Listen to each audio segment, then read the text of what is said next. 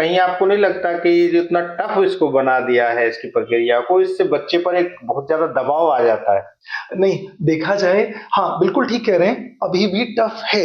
लेकिन अगर हम पिछले सालों से कंपेयर करें, तो इसे धीरे-धीरे आसान करने की कोशिश की जा रही है और आसान किया जा रहा है।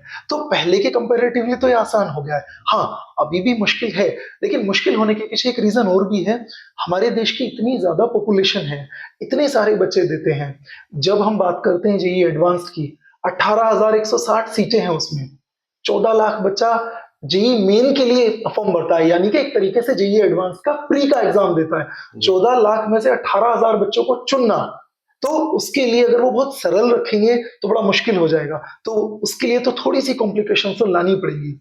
हालांकि इन्होंने जो प्री का एग्जाम है उसे साल में 2 बार ही कराते हैं, एक बार जनवरी में, एक बार अप्रैल में। बहुत सारे लोगों का तर्क है इससे बड़ा फायदा होता है, बहुत सारे का ये भी तर्क है कि इससे फायदा नहीं होता है। आप 2 महीने 3 महीने के गैप में अगर 2 बार एग्जाम कराओगे तो उसमें बच्चा क्या ही कर लेगा, जी। है ना? तो खैर सबके अपने अपने तर्क हैं, लेकिन इसे अच्छा करने की कोशिश के उद्देश्य से ही इसे साल में 2 बार कराया जा रहा है। जी। शुरुआती दौर में बच्चा प्री और मेंस को कैसे समझे और इसका क्या वो हुआ अलग-अलग, एक प्री की परीक्षा हुई उसके बाद फिर मेंस की हुई, तो इसको थोड़ा समझाइए। बेसिकली क्या है कि जेईई मेन का एक फॉर्म भरा जाता है। जेईई मेन में जो बच्चा, लगभग 14 लाख बच्चे फॉर्म भरते हैं, उसकी परीक्षा देते हैं। उनमें से 2.5 लाख बच्चे जेईई एडवांस्ड के लिए एलिजिबल होते हैं। वो 2.5 लाख बच्चे जेईई एडवांस का पेपर देते हैं, जिसे हम लोग मुख्य परीक्षा कह सकते हैं इंजीनियरिंग के लिए, जी। जिससे आईआईटी में एडमिशन होता है। जो जेईई मेन का एग्जाम है उससे हमें एनआईटी, ट्रिपल आईटीज और जीएफटीआईज में एडमिशन मिलता है। तो इन दोनों एग्जाम्स का पैटर्न अलग-अलग है, यानी कि गेट तो एक है, पहले हमें वो फॉर्म भरना है, एग्जाम पास करना है, तभी हम एडवांस को दे पाएंगे। लेकिन दोनों की अप्रोच अलग है, दोनों की तैयारी का तरीका अलग है, दोनों में जो वो बच्चे के अंदर ढूंढते हैं वो चीज अलग है।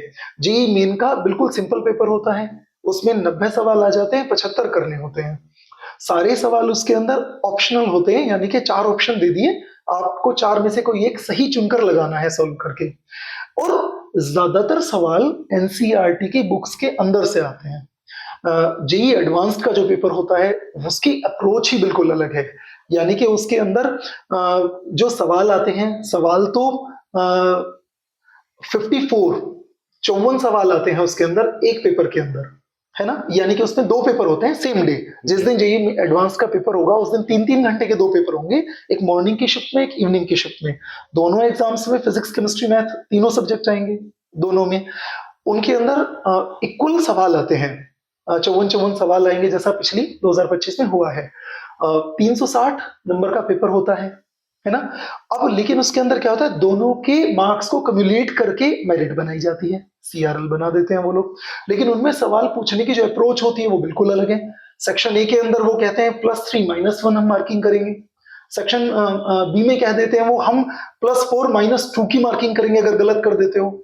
ऊपर से उसके अंदर जो ऑप्शंस होते हैं, 4 ऑप्शंस, उनमें से मोर देन 1 ठीक होते हैं। यानी कि अगर आपने ए ठीक लगाया, ए ठीक था, लेकिन आप बी और सी को नहीं लगाया, तो आपको पार्शियल मार्किंग मिलेगी।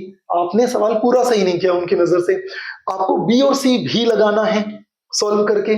तो कहने का मतलब है कि उसकी अप्रोच बिल्कुल अलग है, उसके क्वेश्चंस का स्टैंडर्ड बिल्कुल अलग है। वो रिपीट भी नहीं करते हैं सवालों को। आईआईटी एडवांस, जेईई एडवांस का जो पेपर होता है उसमें सवाल रिपीट होते कभी नहीं देखे जाते कि कभी सवाल रिपीट होता है। उन सवालों का स्टैंडर्ड ऐसा होता है कि वहां पर जेईई मेन के अंदर सिंगल कॉन्सेप्ट पर बेस्ड सवाल आता है। बहुत ज्यादा टफ सवाल, हर पेपर में कुछ सवाल बहुत टफ होते हैं, तो वो 1 या 2 कॉन्सेप्ट को मिलाकर आ जाते हैं।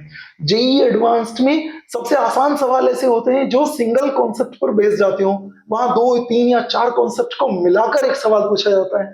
तो कहने का मतलब है कि उसकी अप्रोच बिल्कुल अलग है और उनके सवालों का स्तर बिल्कुल अलग है। तो जैसा आप कह रहे हैं कि प्री और मेन बिल्कुल सेम ही स्टैंडर्ड है, उसका स्टैंडर्ड बिल्कुल अलग है और उसका बिल्कुल अलग है।